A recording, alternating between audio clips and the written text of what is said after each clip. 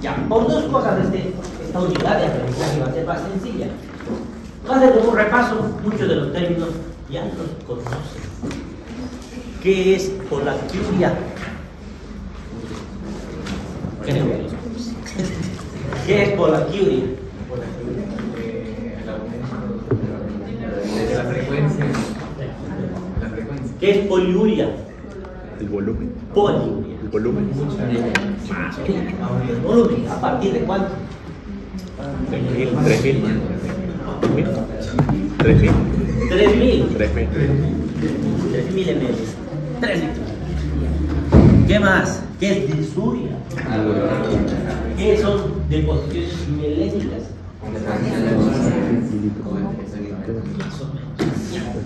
Pero ya hemos visto, solo que es vacaciones de verano. Pero van a recordar, va a ser muy fácil recordar. No les va a hacer una explicación. Entonces, muchos términos vamos a volver a verlos. Y hagamos un repaso. ¿Qué es el cólico? Dolor. Tipo de dolor. Ese dolor de cólico. ¿Qué características tiene ese dolor de cólico? ¿Cómo lo diferenciamos nosotros?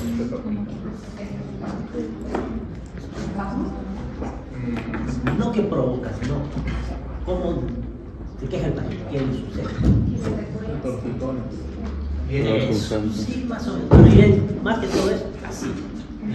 Meseta. Bien, y va por el porque está viniendo y hace esto. No es constante. ¿Y por qué está provocado? Ahora sí,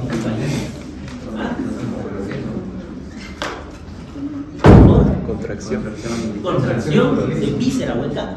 Y fuera de contracción el otro, lo contrario, distensión. Entonces, como lo que vamos a ver bastante. Ya, comencemos.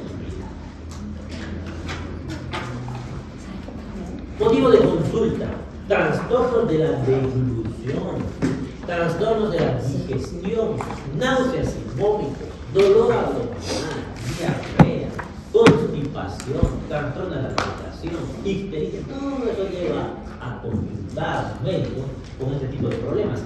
¿Qué es constipación? No puede ir al baño en la casa. Luego trae la diarrea. Comencemos con trastornos de la deglución. Y el primer término es disfagia. ¿Qué suena a disfagia? No puede tragar sólidos. Dificultad, diferencia. Dificultad inmediata para trasladar los alimentos sólidos, líquidos de la boca. Más fácil, dificultad para tragar. Eso es disfagia. Y el dolor para tragar, ¿qué sería? Odinofagia. Vamos a ver más adelante qué se ve la odinofagia. ¿Y qué puede hacer que haya disfagia? ¿Qué puede dificultar el paso del alimento de la boca? Tiene que pasar hasta el estómago. Obstrucciones, por ejemplo. ¿Dónde puede estar la falla? Y ahí empezamos a pensar algunas cosas. Hay diferentes tipos de disfagia. Las dos más comunes son la disfagia orofaringia y la disfagia esofágica. Orofaringia es la que lleva el bolo de la boca hacia la faringe, y viene la esofágica, ya pasando por el esófago. Y vamos a ver que hay diferencias bastante notorias, tanto en la causa como en cómo se queja el paciente. La disfagia orofaringia, más que todo, es debido a enfermedades neurológicas, porque no es tan sencillo que el alimento pase de la boca hacia la faringe y hacia el esófago, porque hay un problema muy grave. Estamos no tan bien diseñados. Por ahí tienen que pasar dos cosas básicamente por la faringe: el aire y la comida. Entonces hay dos cañerías que están juntitas, que son la tráquea y el esófago. Y todas esas maniobras para que la comida pase hacia el esófago y no hacia la tráquea no son tan sencillas como parece. Lo hacen ustedes porque es fácil de decir. No en todos los seres vivos es así, pero en los perros es diferente. Los gatos pueden comer y respirar al mismo tiempo, nosotros no. Y esto, enfermedades neurológicas que alteran esos movimientos pueden traernos problemas. Dificultad para iniciar la deglución. ¿Y por qué la misma se asocia con regurgitación nasal? ¿Qué sería regurgitación nasal? No, la nariz. Tos, ¿por qué tendría que haber tos en este tipo de fagia? Orofaringia. Está lleno por la orofaringia. Y la tos se provoca ¿por qué? Es un reflejo para intentar liberar la diarrea.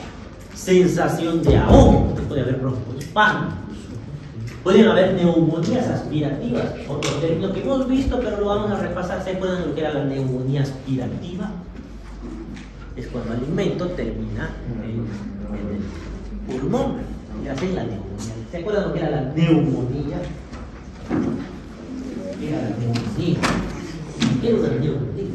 Presencia de líquido en ¿Dónde se encontraba el problema? En el alveolo. El alveolo llenaba de secreciones que tenían sus pulmonar. Pues esto mismo vamos a ver. ¿Qué es lo diferente con las otras neumonías? Que esta no es por bacterias, sino neumonía es química. Y suele ser en los campos superiores, suele ser más. Y se ven focos neumónicos dispersos, porque son por microaspiraciones. Ejemplo abundante. Sensación de auto, neumonías aspirativas, inhabilidad para masticar, estamos hablando de problemas neurológicos. Inhabilidad para formular la comida hacia la faringe, pueden terminar en babeos que nos dicen que está sucediendo esto, y dificultad para iniciar el acto de deglución.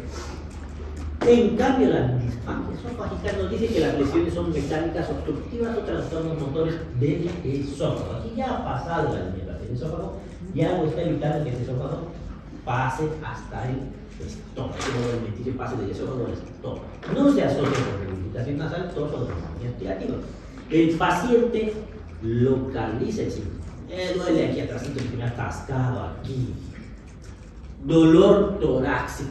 Para que vean que el dolor torácico no es privativo de un infarto de miocardio. Es más, es muy común confundir trastornos de la motilidad esofágica con infarto. Hay una regurgitación tardía, más adelante vamos a ver regurgitación.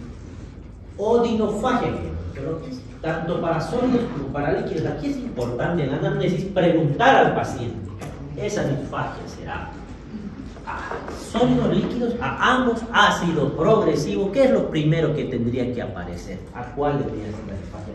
¿A sólidos o a líquidos? Primero a sólidos. Y debería ir progresando con el tiempo hacia líquidos para tener ambos.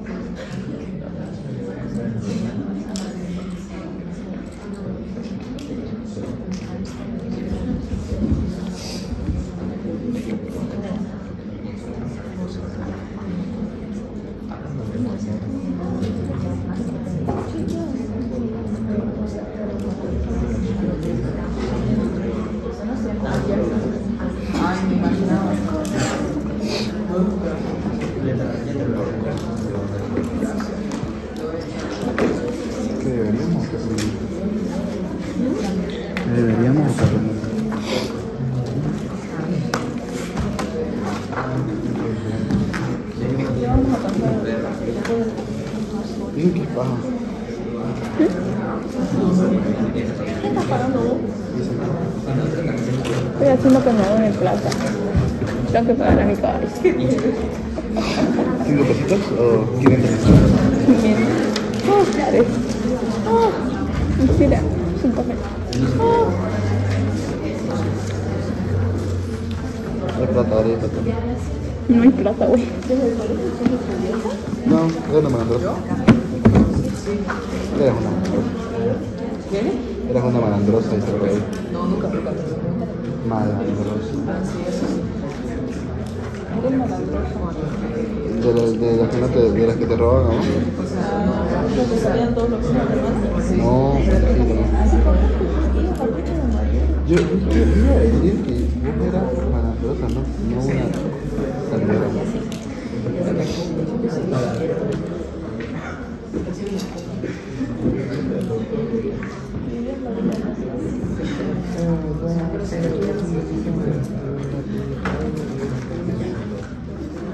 Bueno, otra más.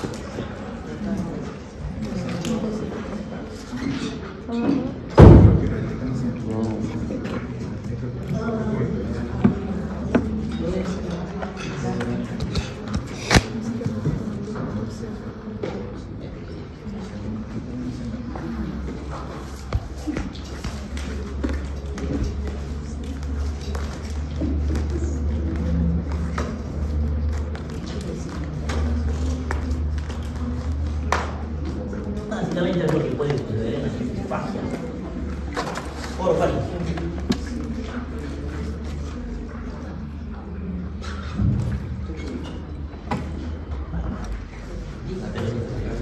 Es bueno. Diagnóstico diferencial. ¿Con qué enfermedades debemos hacer el diagnóstico diferencial? Odinofagia. Pero no solamente es un diagnóstico diferencial, a veces tiene acompañada de odinofagia. Causas de odinofagia, ¿cuáles son las más frecuentes? Faringitis. Sí, ¿infección de qué? Amígdala. De las amígdalas. ¿Qué más?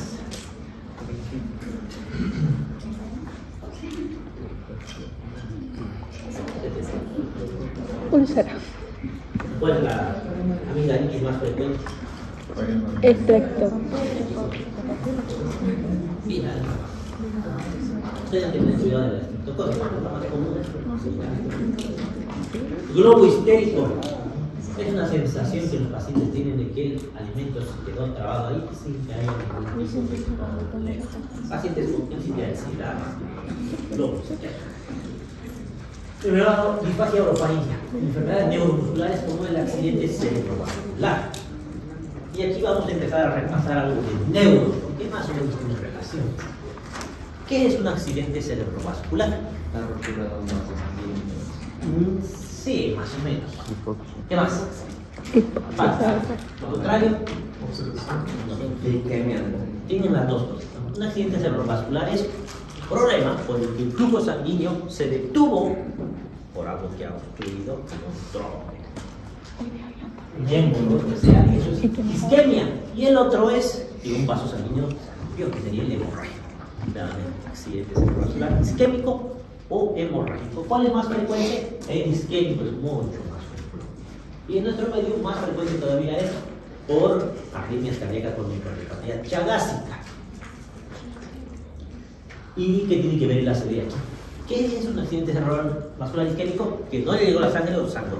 Como sea, hay un flujo sanguíneo que no está llegando a una porción del cerebro y por tanto esa porción del cerebro va a funcionar mal o va a dejar de funcionar. Por ejemplo, la hemorragia, si hay sangre en el parénquima, eventualmente se va a reabsorber, pero mientras no se reabsorba, pues se está provocando una irritación que hace que funcione mal ese segmento. Y si hay una isquemia, pues ese segmento no va a funcionar más. Pero a través de la neuroplastía y la fisioterapia podría perder otra parte del cerebro. Puede, no sirve, a hacer lo que hacía ese territorio que no sirve, no funciona. Y va a depender mucho de qué parte del cerebro ha sido la dañada. Según la parte, por ejemplo, si es el área 17 de Brodmann, ¿qué no van a poder hacer? ¿Cuál es el problema? 17. Creo que es el único que me acuerdo de memoria. Es la visión. Igual que me acuerdo de memoria, pero tienen que ir. ¿No ves? Ahora, así sucesivamente, ¿qué es lo más común? Por ejemplo, lo más común en nuestro medio son los ACVs químicos, y de esos, cerebral media, de un lado o del otro. Significa que la mitad del cerebro, básicamente, el área temporal y parietal, no van a funcionar. Y eso les va a provocar lo que son las hemiparesias, bueno, elegías acompañadas de afasia. Ahí va la importancia, la afasia, que es afasia, un término que lo hemos mencionado, pero no me acuerdo. Afasia no. Que no se mueve. Afasia para hablar. No pueden hablar. Vamos a ver, porque la afasia se subdivide en algunos tipos. Que vamos a ver mucho más adelante. Y si no, pues ¿cómo hacen para hablar? ¿Qué necesitan para hablar? Los músculos necesitan mover normalmente. Y si no puedo hablar, es muy probable que no pueda. Y ahí aparezca la. Entonces, estos pacientes, más que todo cerebral media, que es más común, muchas veces hacen disfagia sin que nos demos cuenta y terminan haciendo neumonías asimilativas. Y los otros términos para repasar un poco, ¿qué era? ¿Qué es hemi? Hemiplegia, ¿qué es? Que no puedo mover. Hemiparesia.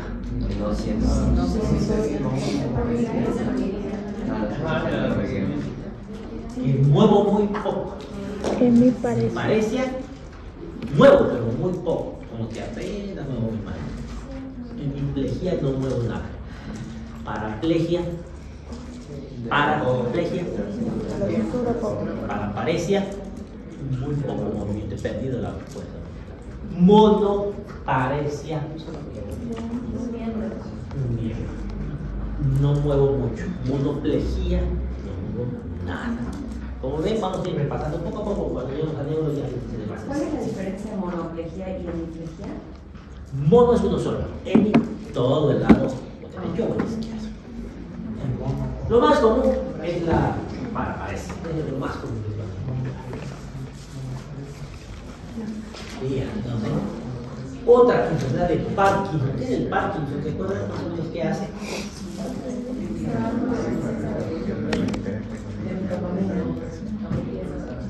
Parapsiquia, movimientos lentos, problemas de dopamina, tengo un temblor que no me deja hacer las cosas. Vamos a ver más adelante. Pero ellos, a la vez que tienen estos problemas, pues tienen problemas de la deglución. Luego, esclerosis múltiple. ¿Lo ven? Miastenia gravis. ¿Saben lo que es eso? ¿Qué es la miastenia gravis? Eso se le dice una enfermedad inmune que no permite que se asiente. ¿Y eso dónde está eso? En la placa motora. La placa neuromuscular. Neuromuscular. Entonces, si la placa neuromuscular no está llegando, ¿qué va a pasar? El músculo no me va a hacer caso. Así el músculo de por aquí es el que está dañado, pues obviamente disfagia. Miopatías inflamatorias, va por ahí. Al estar inflamados los músculos no van a cumplir la función que deberían. Trastornos motores, disfunción del esfínter esofágico superior, porque hay el superior y hay el inferior. Si no se relaja ese esfínter, a algún lado se va a ir la comida, va a ir a la tráquea porque está provocando disfagia. Acalasia, otro término. ¿Qué es acalasia? Puede ser, pero en realidad el megasófago es consecuencia de la acalasia. O sea que no se abre. Una relajación incompleta del esófago, uno de los anillos del esófago. Y al estar no relajar, ¿qué va a pasar? Pasa la comida, no relaja. ¿Qué creen que va a suceder? Se queda tranqueado ahí. Ajá. Y empieza a Descender. distender. Entonces, cuando ustedes, ¿cómo hacen el diagnóstico? Le dan varios pacientes una radiografía, hacen una radiografía contrastada de esófago, un tránsito esofágico con bario. Se dan el bario para que tome. El bario es metal, por ejemplo, un líquido, tiene metal. Y cuando hacen eso y sacan radiografías, se ve la densidad metálica. Ya han comenzado a llevar rayos X. Lo básico. No, No, pero lo básico, ¿qué han visto de rayo? Lo más básico. no hemos visto. Tórax, cabeza. Allá hay que va, todo en todo. Radiografía. Y saben las densidades radiológicas. Y la densidad mental se va a ver. También varía la densidad mental. ¿Qué es lo que van a ver? Se va a dibujar todo el esófago ahí, grande, y se va a ver ahí estenosado. Van a ver el signo del pico de pájaro. Más allá. ¿Qué más? Aquí la calasia periosclerofaringitis es bastante alta, cualquier cosa, pero es más común que sea más abajo. Defectos estructurales como el divertículo de Senker, que es un divertículo que es una comunicación, como una dilatación, una bolsa que va hacia atrás del esófago. Neoplasias, resecciones quirúrgicas, radiación de la orofaringe. La radiación, aquí hablamos de radioterapia. ¿Qué es la radioterapia? ¿Se acuerdan? Han debido hablar algo de radiología, pero muy poco, tal vez se los han mencionado más solo. Radioterapia, ¿qué suelta? Para usar radiación, ¿para qué? De la radiación. Eso, para destruir células. Entonces, ¿qué se hace? Dirijo mi radiación a un punto específico. Lamentablemente no puede ser tan exacto como quisiera. Y los tejidos que están alrededor suelen dañarse y fibrosarse. Entonces, cuando se hace radioterapia de tiroides, por ejemplo, pueden terminar fibrosando tejidos y provocar el disfagia. Compresión extrínseca. Compresión intrínseca y extrínseca. Intrínseca, que la compresión está ahí en el esófago. Extrínseca, que es algo fuera del esófago que está provocando la compresión. Como el bocio. El bocio que tiene que ver con el esófago. Eso. ¿Y sí? ¿Qué es el bocio? Tiroides. Método de tiroides. Una inflamación puede ser crónica, no crece.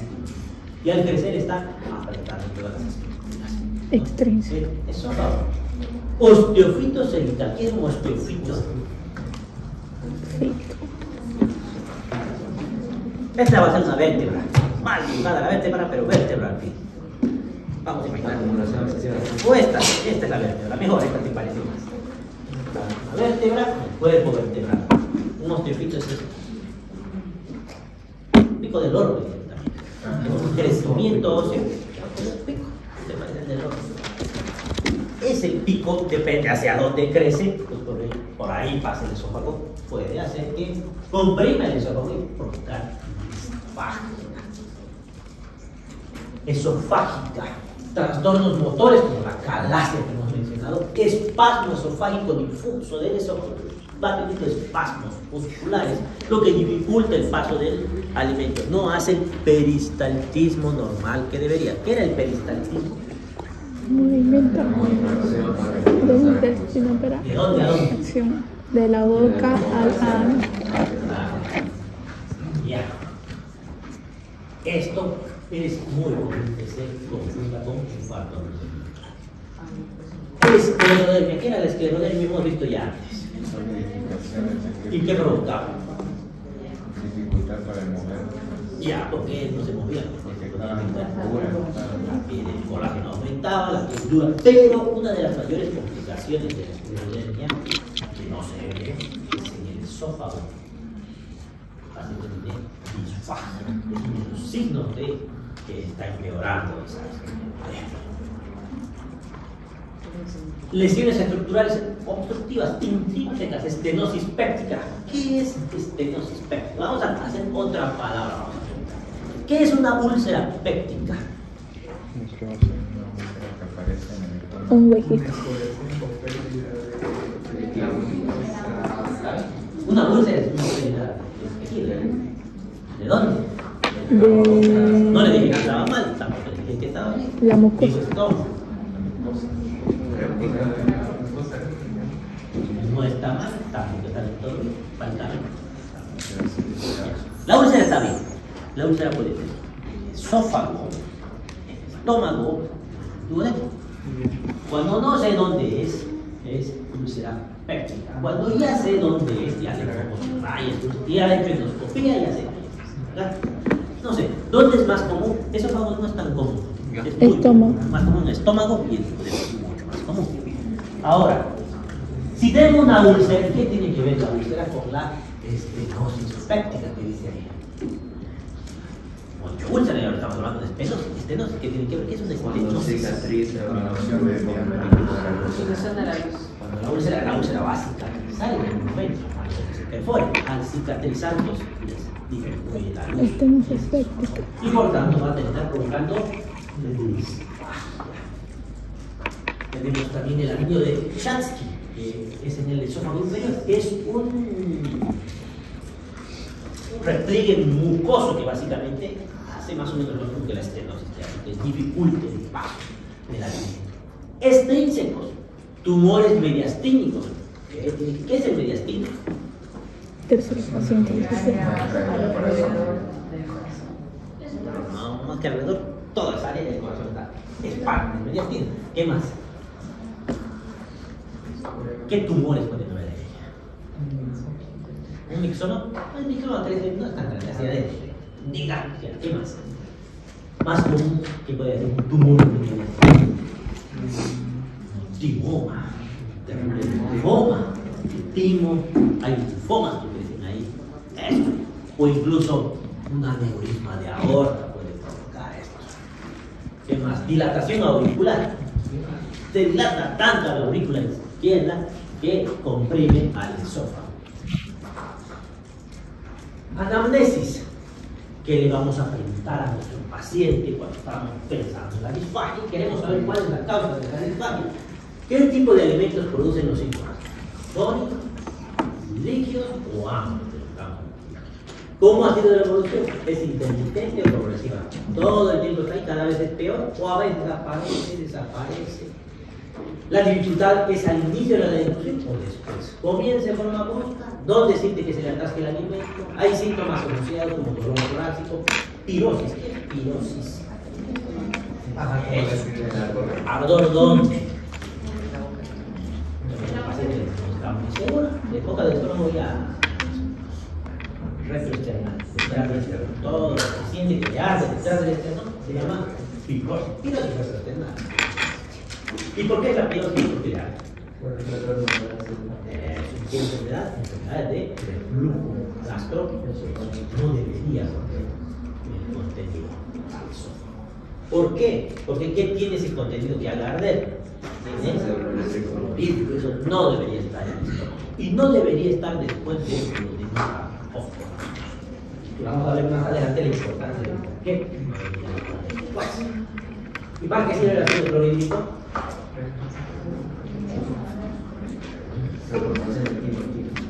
Ya, para desnaturalizar los alimentos.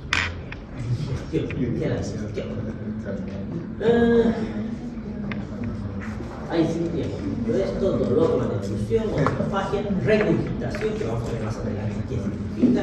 Dos, existen síntomas neuromusculares como diplopía. ¿Qué es diplopía? Disfonía. Pérdida de síntoma. Alteración. Ahí suena diferente. Es hacer una voz bitonal, es una disfonía, una alteración, una activación. Debilidad. La debilidad les hace pensar en enfermedades neuromusculares, enfermedades generales. Pérdida de peso. Pérdida de peso. ¿En qué nos hace sospechar cuando hay pérdida de peso? Pero si come y sigue perdiendo de peso y tiene disfagia, cáncer. ¿Tiene de peso el paciente? Lo que tiene cáncer. Uso de medicación habitual. Ay, ¿de qué somos ahí? ¿Y qué tiene que ver aquí? Eso. Es muy común. Una sola plantita de espina es suficiente para provocar una hemorragia por úlcera. No es común, pero puede pasar. Entonces, cuando el paciente tiene estas molestias, le preguntamos si ha estado tomando. Ay, pero sí. Antiácidos. ¿Y el antiácido entonces se supone que sirve para evitar esto? Sí, pero automáticamente el paciente que está tomando antiácidos, porque él los está tomando, tiene molestias, entonces ya nos está guiando. Alendronato es un fijador del calcio, que es bastante gástrico, un medicamento que es muy gástrico en sí, que significa que produce úlceras. Ahora la disfagia. tengo un algoritmo. Ese algoritmo, ¿qué nos dice? Dificultad en iniciar la deglución, o el alimento se atasca después de la deglución. Si es al iniciar, nos hace sospechar de disfagia orofaríngea. Pero si es después de ya iniciar la deglución, es una disfagia esofágica. Segunda pregunta, ¿esa es con sólidos o con sólidos y líquidos? Si es con sólidos, es una obstrucción mecánica anatómica. Si es con sólidos y líquidos, es un trastorno motor neuromuscular. Ahora, si es mecánica anatómica, ¿es intermitente o es progresiva? La segunda. Si es intermitente, nos hace sospechar el anillo esofágico de Schatz. Si es progresiva, vemos. Si hay pirosis crónica, estenosis péptica o esófago de Barr. Y si hay pérdida de peso o es más de 50 años de edad del paciente, cáncer de esófago. Y ahí encontramos una palabra nueva, y bastante común, muy preguntable en los exámenes, que es el esófago de Barr. El cambio del sonido, del misterio, del dios. Ha llevado en misterología, porque a todo el mundo le encanta preguntar el mayor. ¿Qué cambio de misterio? ¿Por qué tipo de misterio? Por el ¿Y por qué tendría que cambiar?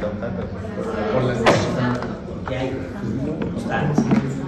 ¿Y qué es lo importante de saber el esófago de Barr? ¿Cuál es la importancia? Que sería de especial. Predisponimiento a metaplasia. Si ha cambiado, pues puede cambiar de nuevo.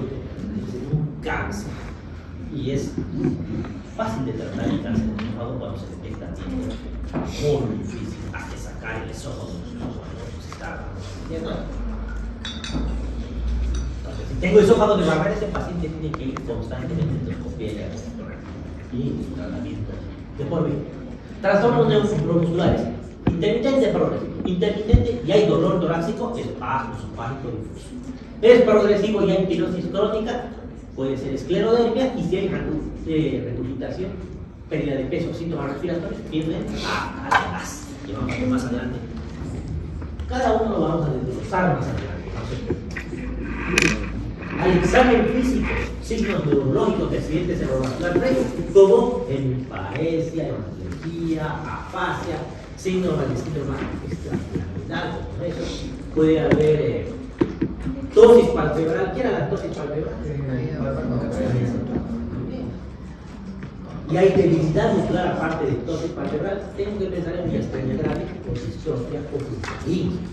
Si hay hiporreflexia, piel seca, hipotiroidismo. Si hay adenopatía cervical o supraclavicular, si fuera una adenopatía supraclavicular, ¿en qué tendría que sospechar? Cáncer de Bilcho.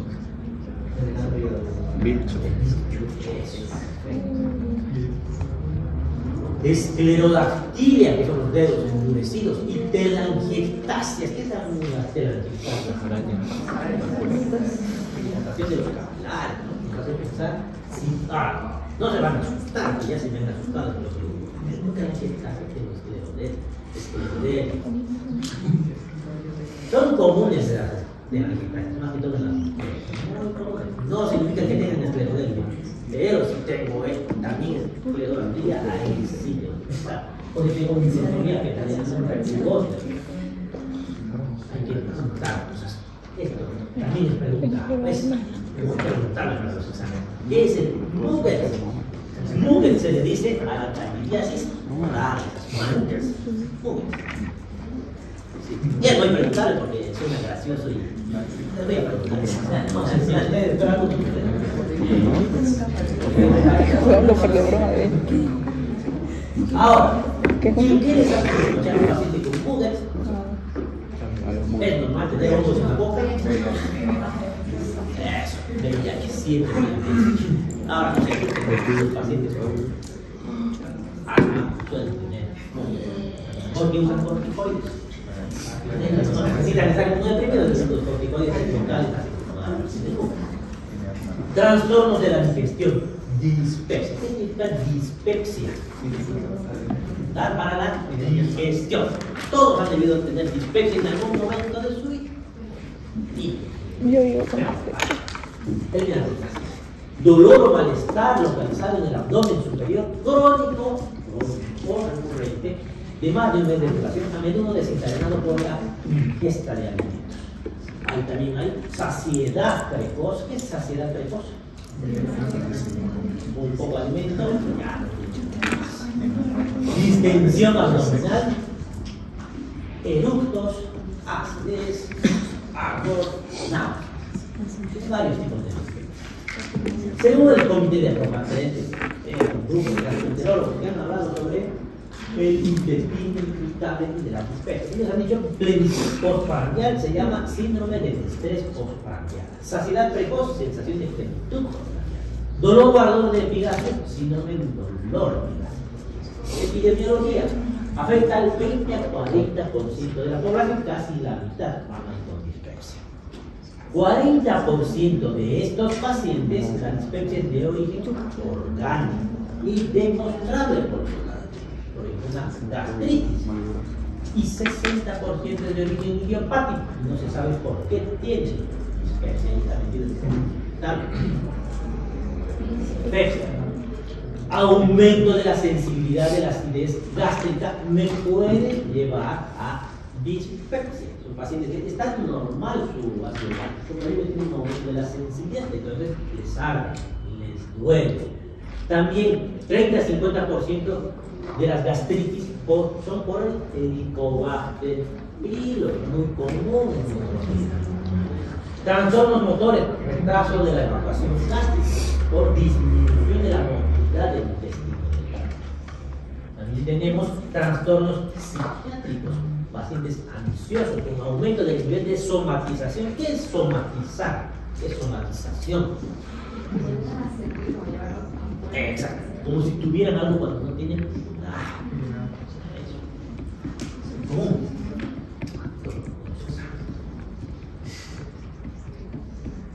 Teoría de la percepción visceral aumentada. Ellos sienten cómo va su digestión, cómo van los movimientos genitales.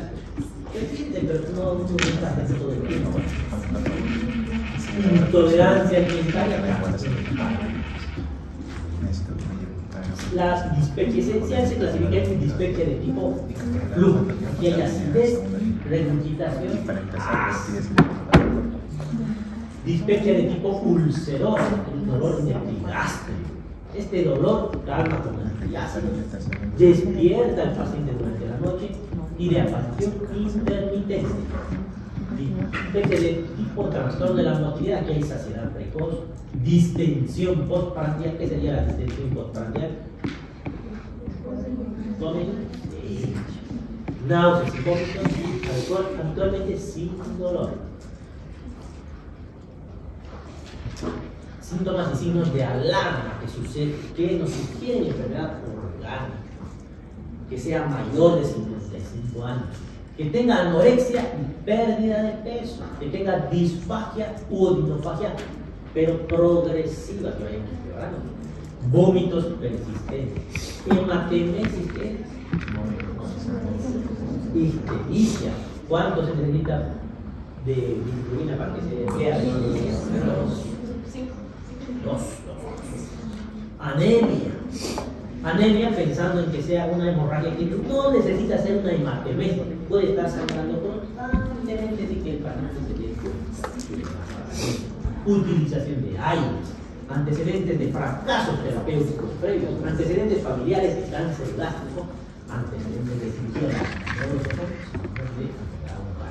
diagnóstico diferencial, dispepsia esencial, hepática, ulcerosa, úlcera péptica, cáncer de estómago, litiasis vesicular. ¿Qué se llama la litiasis vesicular? ¿Cuáles son? Litiasis. Pancreatitis crónica, cáncer de páncreas, parásitos intestinales, causada por insulina, hierro, dispepsia sin enfermedad de reflujo gastroesofágico o ingesta de aire. No tiene estas dos cosas. Pensamos, tiene más de 55 años o hay presencia de síntomas de alarma, inmediatamente se solicita endoscopía. ¿Qué es la endoscopía? La observación a través de una cámara ¿Ves? Estómago bien duro. ¿Hasta dónde puede verse?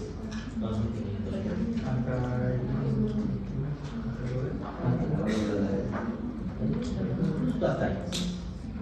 No puede ver más. ¿Hasta dónde? Hasta el lugar, hasta la zona de frente. Y la endoscopía baja, la colonoscopía que le dicen, ¿hasta dónde se puede ver?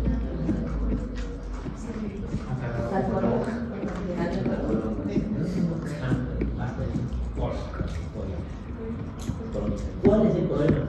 ¿Cuántos metros de intestino tenemos que no podemos ver? 7, 5 metros. ¿Cuánto mide el intestino? 14, 7, ¿El colon cuánto mide? 3.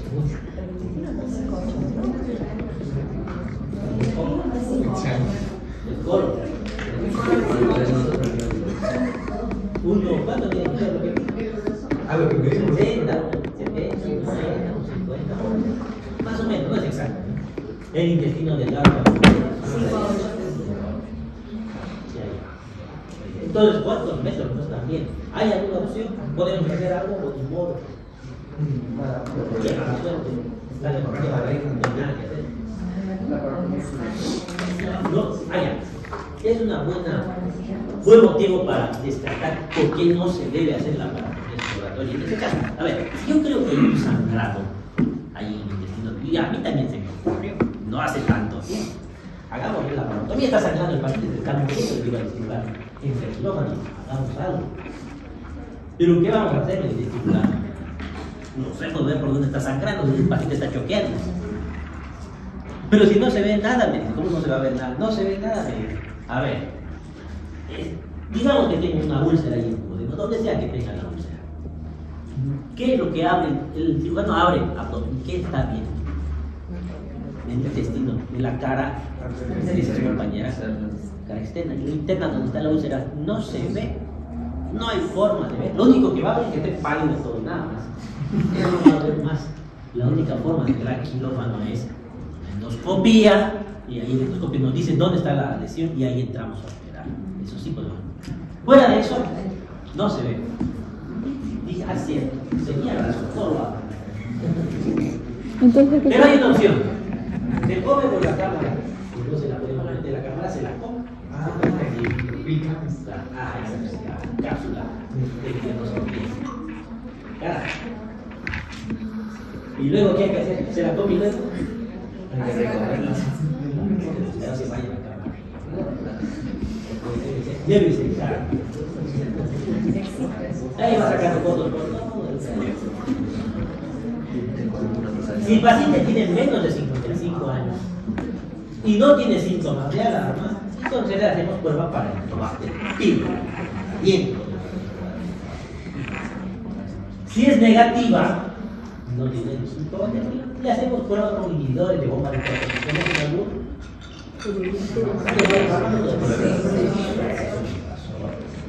4 a 6 semanas debería curar la úlcera.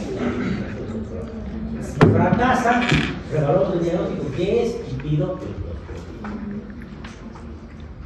sale positivo para el pido. Hacemos tratamiento. No funciona, sigue molestando. Le hacemos prueba con inhibidor de bomba de protones por 4 semanas. No funciona, endoscopía. Insisto, al final terminamos. La idea es no llegar a endoscopía. Porque es un procedimiento molestoso y tiene peligro. Náuseas y vómitos. ¿Qué son las náuseas? Respuestas sintomáticas inespecíficas de una gran variedad de condiciones. Algunas veces han debido vomitar, todos. No sea por cerveza, todo. Vómitos. Se llama también M, que es la émesis. O sea, hematemesis. Expulsión violenta del contenido gástrico. Náuseas, que son deseo de vomitar. Hematemesis, vómito, cosas arcadas, contracciones que nos van a llevar al vómito. Regurgitación, ¿qué sería? Expulsión del contenido sin previas náuseas. Aparece la comida en la boca. Rumiación. En la boca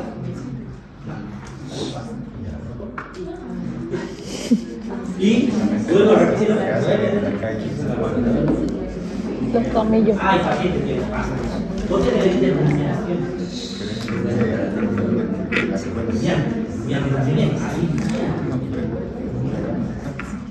Tipos de clasificación del vómito.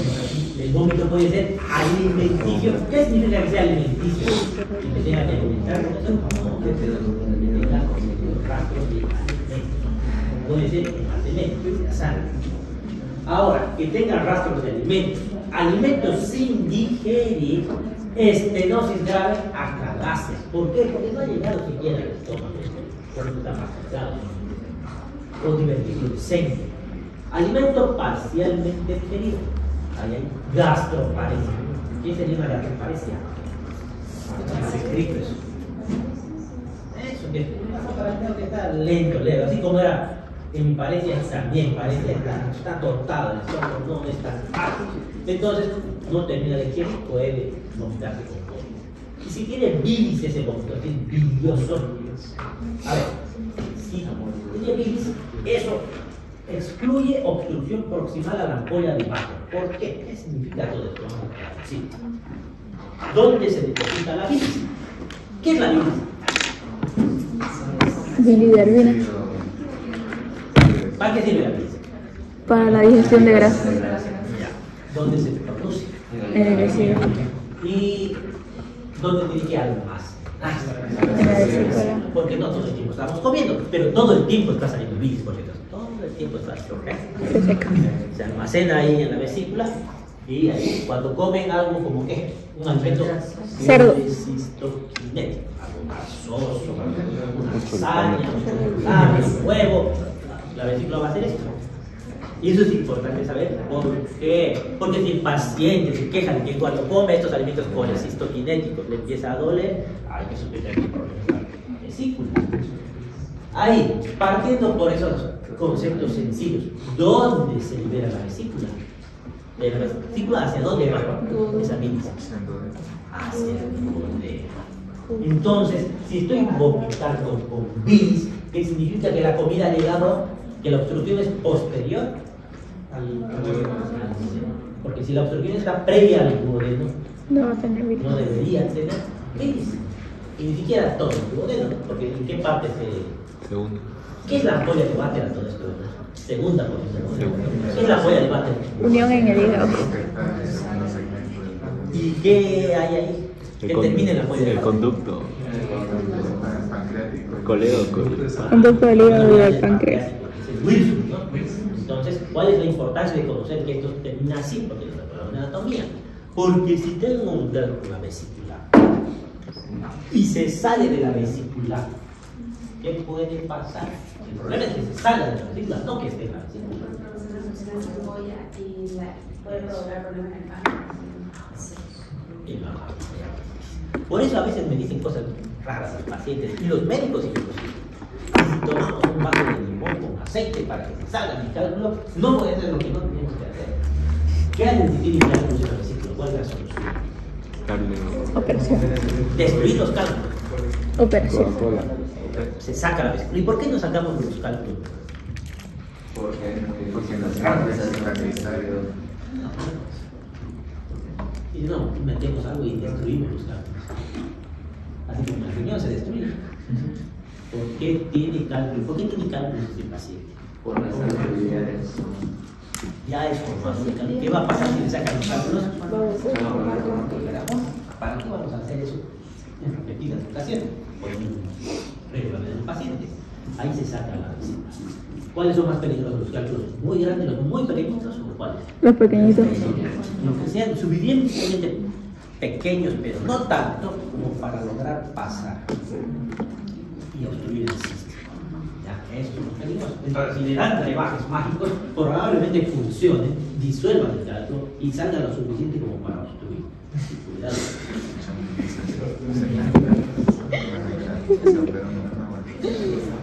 Hematemesis, esto es importante. Hematemesis es vómito constante proximal al ángulo de Treitz. ¿Y qué es el ángulo de Treitz?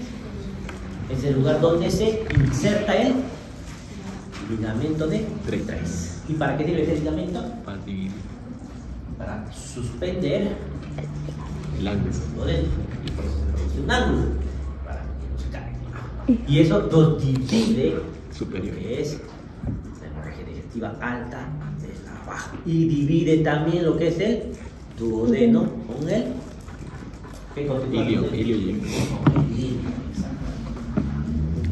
Todo grado hematemesis, condiciones belénicas más que todo eso.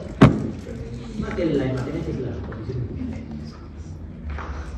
Vómito en borra de café. Este vómito en borra de café, como café molido, filtrado, es daño mucoso, por ejemplo, desgarro de la mucosa. Y aquí vamos a entrar al síndrome de Mallory-Weiss, que también es muy preguntable. No solo yo, todo el mundo pregunta, ¿qué es el síndrome de Mallory-Weiss? Es un desgarro longitudinal de la mucosa gastroesofágica, justo donde se están uniendo los dos, se desgarra. ¿Y por qué se desgarra la mucosa? No. Por vomitar. Pacientes que tienen cólicos, que están queriendo vomitar, anoréxicos, que insisten con vomitar. Porque para que vomiten, ¿qué tiene que pasar? Contracciones bruscas. Y todo eso puede desgarrar la mucosa. Mallory-Weiss. Más adelante vamos a ver algo que se le parece, pero ya no está desgarrado, se efectúa. Si el vómito es fecaloide, ¿qué es vómito fecaloide? Con restos fecales. Porque hay materia fecal. ¿Dónde está la materia fecal normalmente? ¿Y qué tiene que ver el vómito con la materia fecal? Ya ha pasado. ¿Qué creen que ha sucedido? Una fístula entre quién. ¿Qué es una fístula? Es una conexión. Entre el colon y estómago. Ahí está. Ahí puedo vomitar. Gastrocólica. Otra cosa que es más común, porque eso no es tan común, algo más común. Un vólvulo. Un vólvulo. ¿Vólvulo? El vólvulo. No, tampoco. Creo, un poco probable. No ¿Se sé. devuelve hacia el colon? ¿Alguna obstrucción? Ajá, que devuelva desde el colon. Ya. Si está obstruido, es posible. Por Ascaris, entonces. Eso. Ascaris no hacen obstrucciones.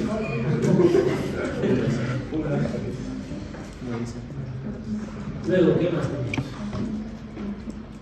Aquí tenemos obstrucción intestinal oncológica y fístula gastrológica. Tiempo de vómito. ¿En qué momento vomitan más? Si es en las mañanas, hay que sospechar de embarazo. Uremia. Ingesta alcohólica o presión intracraneana aumentada. Traumatismo craneoencefálico, una hidrocefalia, hematomas subdurales, epidurales. ¿Uremia qué es? Urienza. ¿Qué parece? Tiene aumento de la urea en tiempo detectado. Insuficiencia renal. Insuficiencia sea aguda, crónica, probablemente sea crónica. Algo, entonces presión intracraneana. ¿Quién le va a aumentar la presión intracraneana? Que han sufrido lesiones cerebrales, tumores cerebrales, hemorragias, etc. Y una característica tiene el vómito por problemas neurológicos.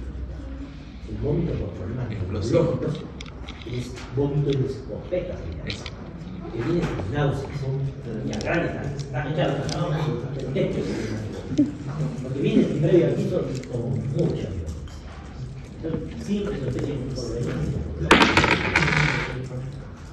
Varias horas luego de la ingesta, una hora después de la ingesta secundaria gastroparesia. Varias horas luego de la ingesta hace pensar en construcción pilórica. Aquí hay un problema que vamos a acordar de fisiología. ¿Cuánto tiempo tiene que estar el alimento en el estómago? ¿Hasta cuánto tiempo es normal que esté? 2 horas. ¿Hasta cuánto? 6 horas. 2. Mucho. 2. 1 hora. 2 horas. Hasta 4 horas de vida. De 2 a 4 horas. Depende también mucho del alimento. ¿Por qué es importante que sepan esto en sus tratamientos? Por ejemplo, les digo un paciente que se ha tomado 50 tabletas que ya se pagan. No se sorprendan, me han llegado 4 años. ¿Qué tratamiento se le da a esos pacientes? Depende de cuánto tiempo haya pasado y le puedes hacer un lavado gástrico. Porque si le hago, y he visto que les hacen lavados gástricos después de 12 horas, ¿qué para qué? Nada que para ello. Entonces siempre los hacen la razón que debería hacer, porque un lavado gástrico tiene un riesgo. No será mucho, pero es riesgoso, puede provocar que sea.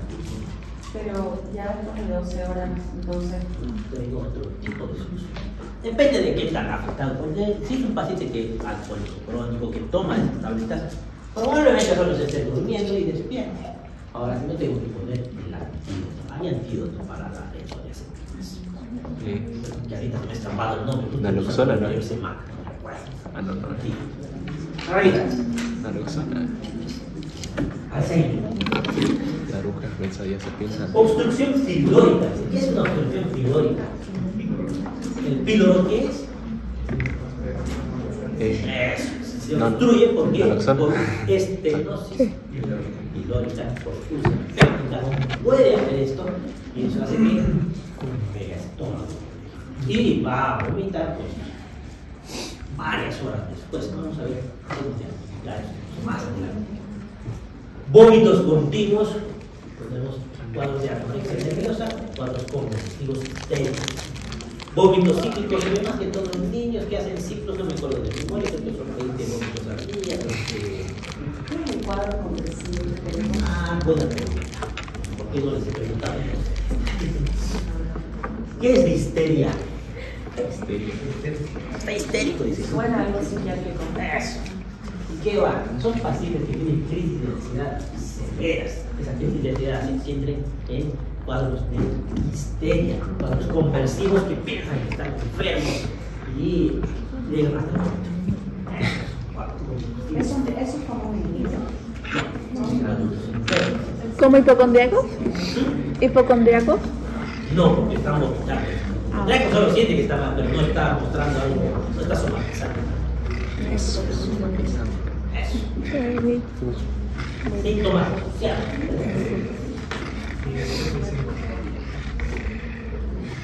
Este tema. Dolor antes del vómito. Dolor antes del vómito, aquí pensar en patología biliar, pancreática pendular, biliar, dolor abdominal que alivia, y ojo con eso, el dolor es muy importante asociado. El dolor alivia con el vómito, úlcera péptica. Hay pérdida de peso, o úlcera con obstrucción pilórica. Hay vértigo y zumbidos, hay que pensar en ello.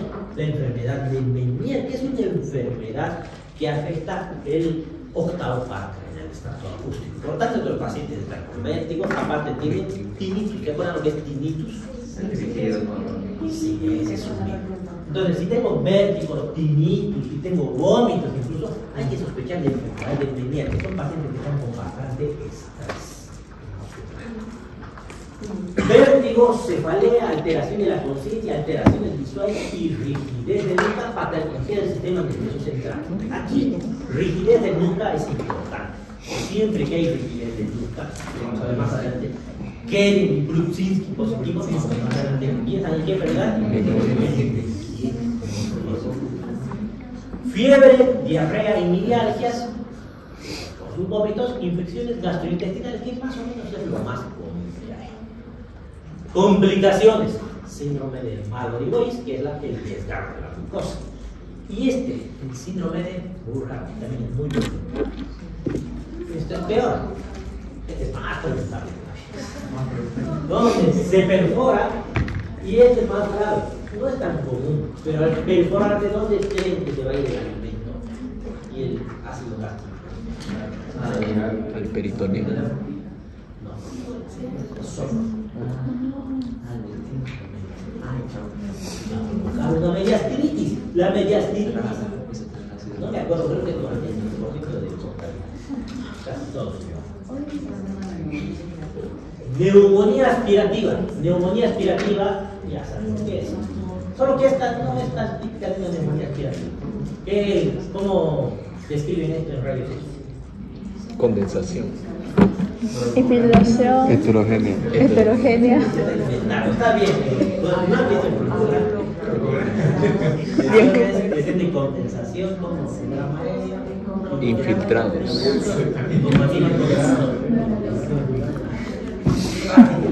Radio Paco. Radio Paco.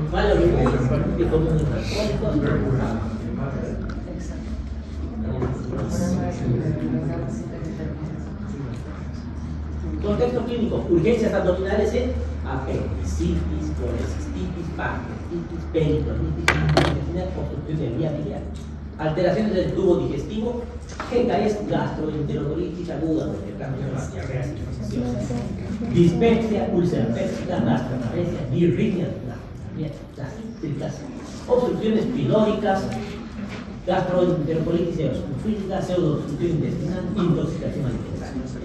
Infecciones del aparato digestivo pueden ser virales, bacterianas, parasitarias. ¿Cuál es la más común? Virales. Le diga vómito. Infecciones sistémicas agudas, otitis media, meningitis, hepatitis, fiebre. Todas estas pueden provocar. Es una fiebre de frío.